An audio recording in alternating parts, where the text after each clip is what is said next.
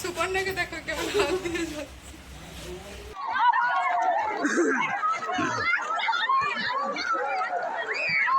মোহনার সামনে একদম 100 টাকা জোড়া শাখা পেয়ে যাচ্ছে, তো তোমরা দেখো।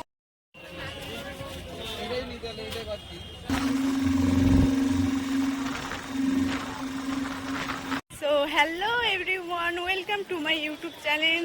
আমি তোমাদের ঝর্ণা। তোমরা সকলে কেমন আছো?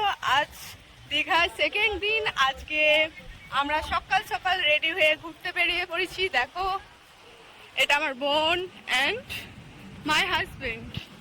আমরা সকলেই আজকে ম্যাচিং জামা পরেছি।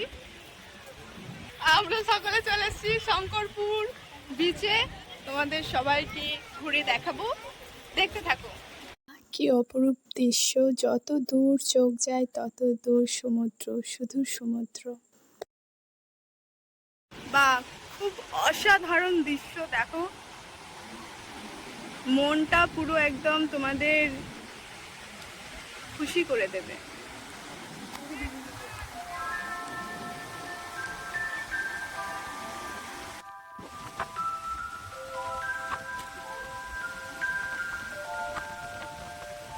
সো বন্ধুরা, আমরা শঙ্করপুর সি বিচে ঘুরে এবার আরো অন্য জায়গায় ঘুরতে যাব। আমাদের টোটো ভাড়া করা আছে, আজকে 3-4 জায়গায় ঘুরতে যাব।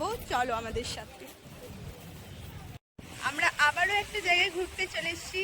কোথায় এসেছি বোন? Tajpur sea beach. সমুদ্র দেখতে এসেছি। ডাবের খোলা আছে গাই, ডাবের খোলা। ওই দূরটা করে যেতে পারলে আরো সুন্দর লাগবে। এই জায়গার একটা স্মৃতি নিয়ে নিই ক্যামেরা বন্দি করে।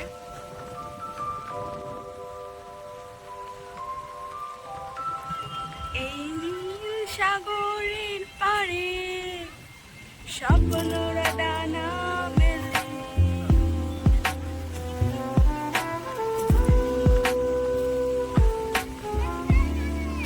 Chocolate strawberry flavour. একটু ব্রেক নেওয়া যায়, তাই তো?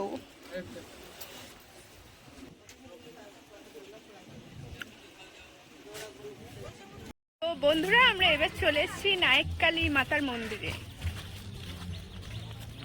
এই মন্দিরের ঠিক সামনেই রয়েছে একটা ছোট্ট করে গেট। কত সুন্দর ডিজাইন করা আছে শঙ্কর।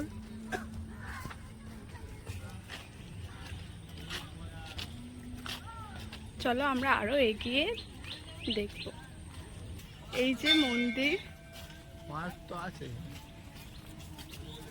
এখানে একটা পুরনো বট গাছ আছে। আর এখানে যারা কিছু মানত করে তার জন্য অসংখ্য ডুরি বাঁধা রয়েছে। আর যে এই মন্দিরটি সাদা ধবধবে শান্ত পরিবেশে মন্দিরটি দেখুন। মুকুন্দপুর নায়েককালী মাতা সেবা ট্রাস্ট। এই মন্দিরটি দীঘা মোহনার খুব কাছে অবস্থিত মাতা নায়েকালীর মন্দির। মন্দিরটি প্রায় 300 থেকে 400 বছরের পুরনো। ইনি হলেন মা নায়েকালী। খুবই সুন্দর। মা নায়েকালী মূর্তিটি আমরা যেমন মা কালী চিনি তেমনটা না, পুরোটাই মা দুর্গা রূপে। মাকে আপনারা সকলেই দেখতে পাচ্ছেন। নায়েকালী মন্দিরের ঠিক পাশেই রয়েছে একটা ছোট্ট পার্ক, যার মধ্যে রয়েছে একটা ঘরের মতো বসার জায়গা আর দোলনা ও বাচ্চাদের দোলনা চাপার জন্য একটি দোলনা জাতীয় জিনিস। আমরা এবার যাচ্ছি মোহনা।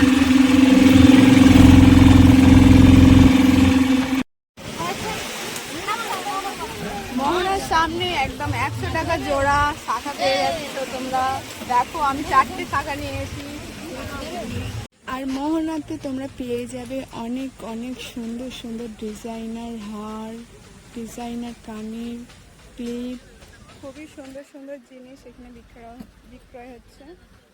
আর 100 টাকা জোড়া শাখা।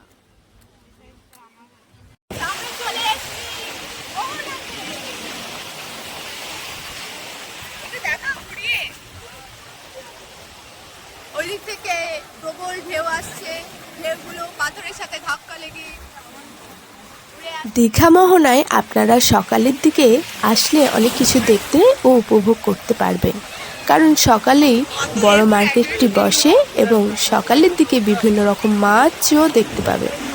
আর সকালের ভাটা থাকে, সমুদ্রের মাঝ বরাবর যেতে আরও জলোচ্ছ্বাস দেখতে পাবে তোমরা। দীঘা বিজ্ঞান কেন্দ্র এবং জাতীয় বিজ্ঞান শিবির এর পাশেই টিকিট কাউন্টার আছে। এখানে টিকিটের মূল্য হচ্ছে 40 টাকা, প্রতিজনের 40 টাকা, এবং আলাদা আলাদা শো দেখার জন্যে তোমার আলাদা প্রাইস দিতে হবে।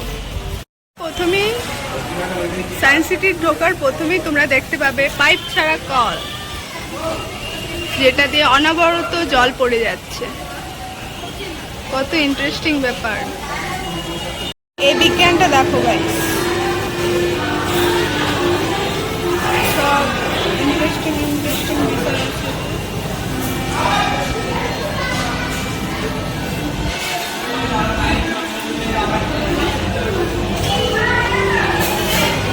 আরো অনেক কিছু দেখাবো, তোমরা ওয়েট করো।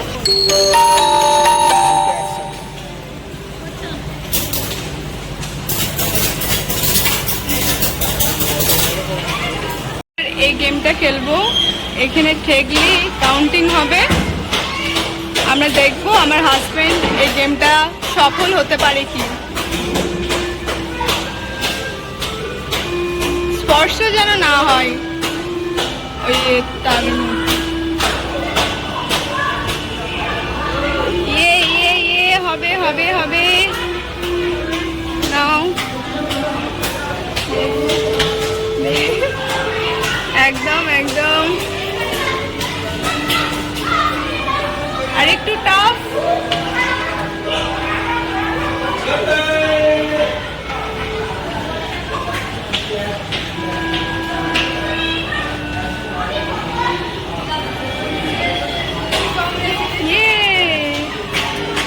একদম তুমি জিতে গেছো, তার জন্য এখানে একটা সং চলছে।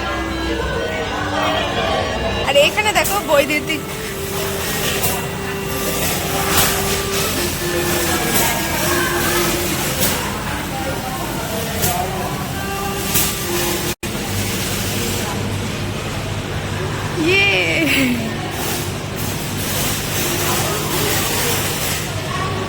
হাওয়ার সাহায্যে বল উঠছে ওপরে।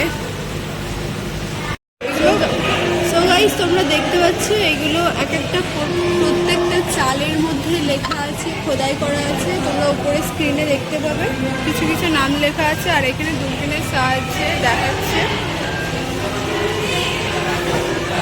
দেখো আমাদের বিশ্বকবি, আই থিঙ্ক রবীন্দ্রনাথ ঠাকুর। না, এটা সায়েন্সের।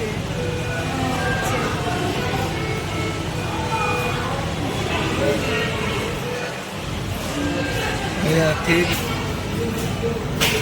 3D hologram.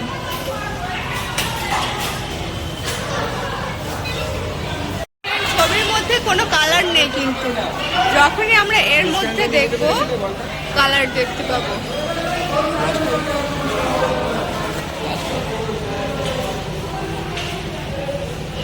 ছবির মধ্যে কোনো কালার নেই।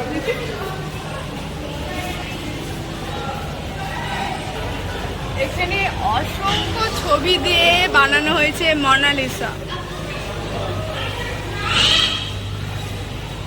ফটো ম্যাজিক, অনেকগুলো ফটো দিয়ে তৈরি করা হয়েছে মোনালিসার ছবি। মধ্যে এখন ফটো আছে, এক্ষুনি আমি হয়ে যাব। ম্যাজিক না, এখানে দেখো কত সুন্দর বিজ্ঞানের কাজ।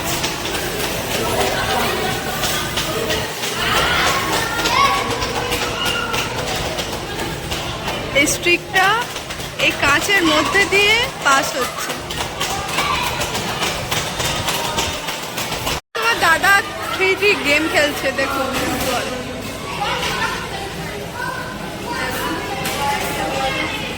এ বাবা, তুমি ফেল।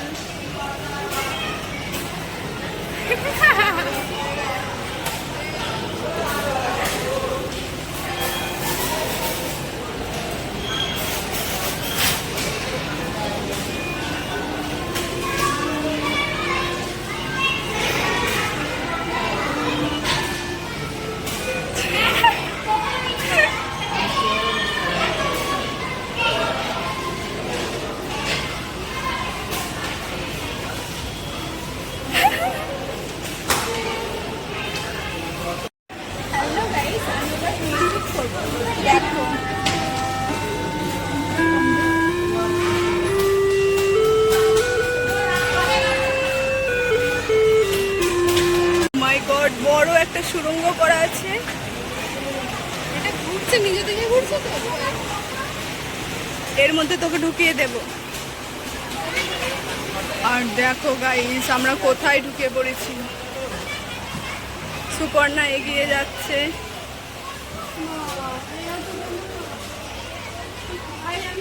চারিদিকে সুপর্ণা আছে।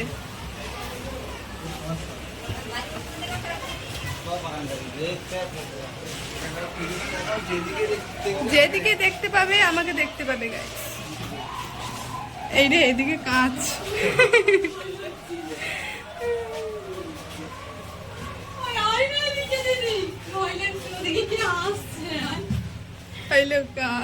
কাঁচ এখানে,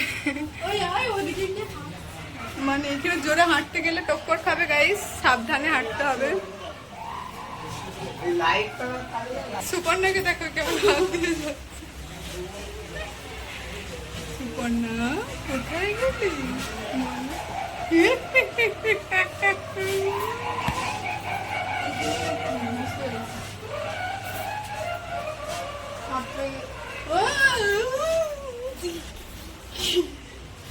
ডাইনি।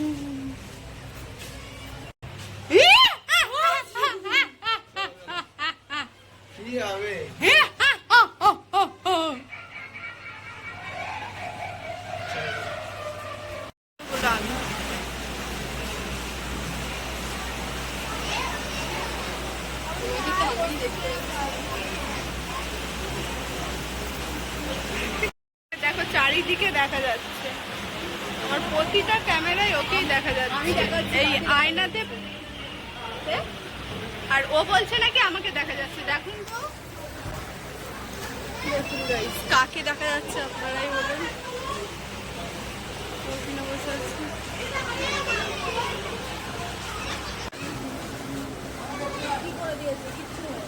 আমাদের সায়েন্স সিটি মোটামুটি ঘোরা হয়ে গেছে। এবার আমরা যাব রুমের মধ্যে।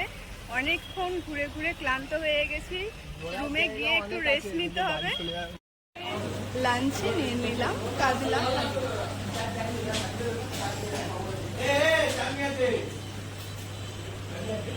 চলো খাওয়া শুরু করি। খুবই সুস্বাদু, তাই আমি পুরো প্লেট একদম শেষ করে দিয়েছি। সুপর্ণা, ওরও তাই হাল। খাওয়া দাওয়া কেমন হয়েছে?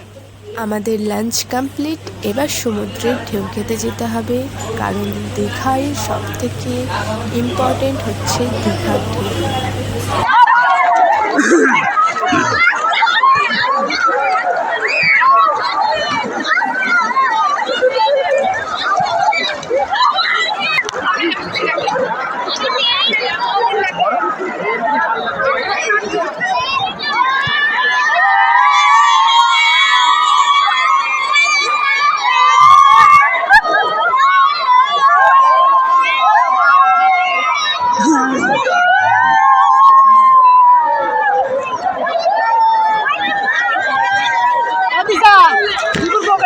তো মাই অল ফ্রেন্ড, আমরা দুপুরে লাঞ্চ করে একটু রেস্ট নিয়ে আবার বিকেলে বেরিয়ে পড়েছি।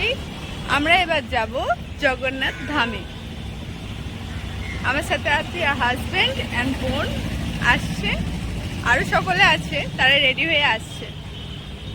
ফ্রেন্ডস, আমরা সকলে বেরিয়ে পড়েছি এখন রেডি হয়ে। এখানে মধু আছে, আশিস ভাই আছে, আমার বোন আছে।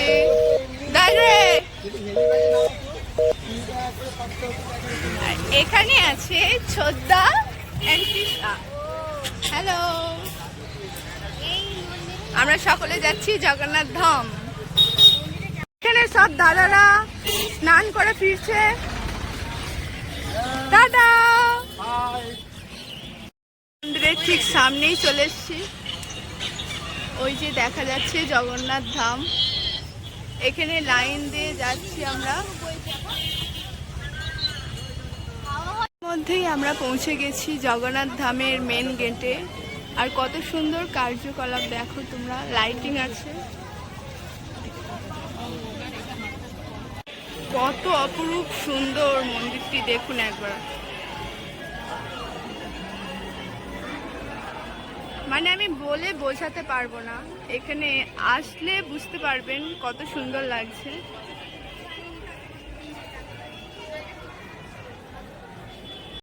অনেক টুরিস্টরা ঘুরতে এসছে, দর্শনার্থীরা শ্রী জগন্নাথের দর্শন করতে এসছে। এই মন্দিরটি বেলে পাথর দিয়ে তৈরি। এই মন্দিরের সব থেকে উঁচু মন্দির, যার মধ্যে ধ্বজা রয়েছে, তার উচ্চতা 213 ফিট বা 65 মিটার। এটি কুলিং আর্কিটেকচার স্টাইলে তৈরি করা হয়েছে। এই মন্দিরে দেখে মনে হয় যেন পুরীর জগন্নাথ মন্দির, কিন্তু না, সেটা আমাদের বাঙালিদের ভুল করলে চলবে না। আর মন্দিরের চূড়ায় এই ধ্বজাটি প্রতিদিন বিকেল 4:30-র সময় পাল্টানো হয়। জয় জগন্নাথ। দীঘায় জগন্নাথ মন্দিরটি সন্ধ্যায় আসলে তোমরা দেখতে পাবে অসংখ্য আলোর মধ্যে মন্দিরটি আরও সৌন্দর্য খুঁজে পেয়েছে। আর তার সাথে রয়েছে নকশা, উপাদান ও ভাস্কর্য খুবই আকর্ষণীয়। বন্ধুদের জানাই, এই মন্দিরের ভেতরে মোবাইল অ্যালাউ নেই, তাই আমি কোনো দেবতার ভালো করে শুট করতে পারছি না। তো মন্দিরগুলোই তোমরা দেখো। আর তোমাদের বলতে চাই, দীঘায় ঘুরতে আসলে এই মন্দিরটি একবার হলেও তোমরা ঘুরে যেও।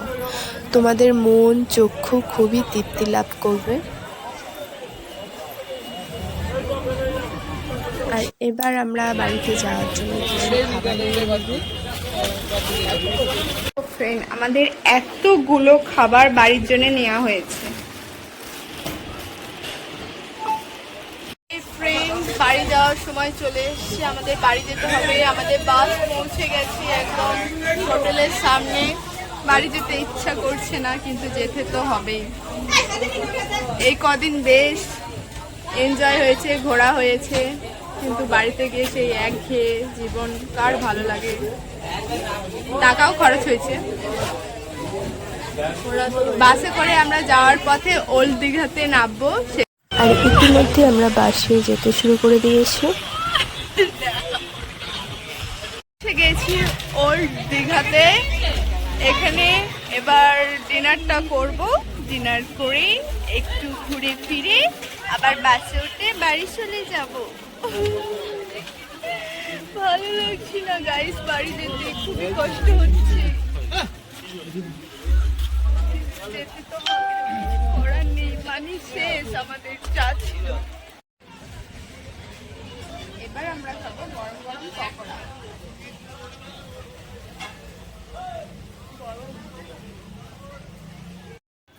আর দিনের থেকে রাতের দিকে ওল্ড দীঘায় ঘুরতে আসাই ভালো, কারণ এত সুন্দর লাইটিং, টুরিস্টদের ভিড় এবং রাতে সমুদ্রের ধারে ঠান্ডা হাওয়া খেতে খেতে আমরা সমুদ্রের beach side এ সি যাবো ফুড এবার। এনজয় করা।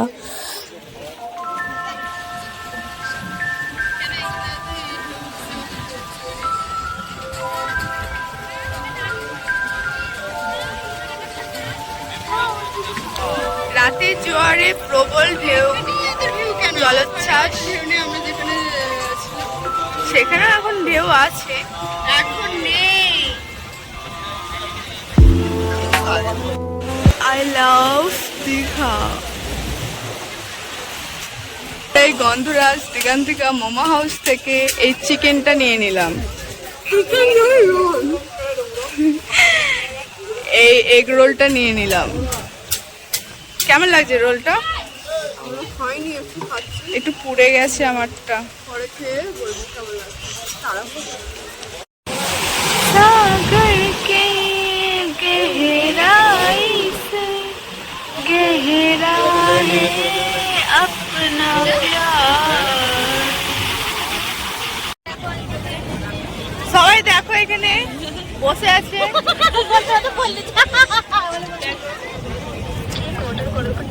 এখানে তো ফোন।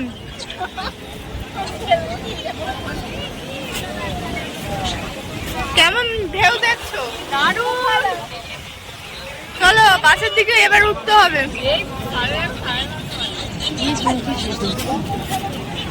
দাঁড়া, তুমি ফোনে দেখো।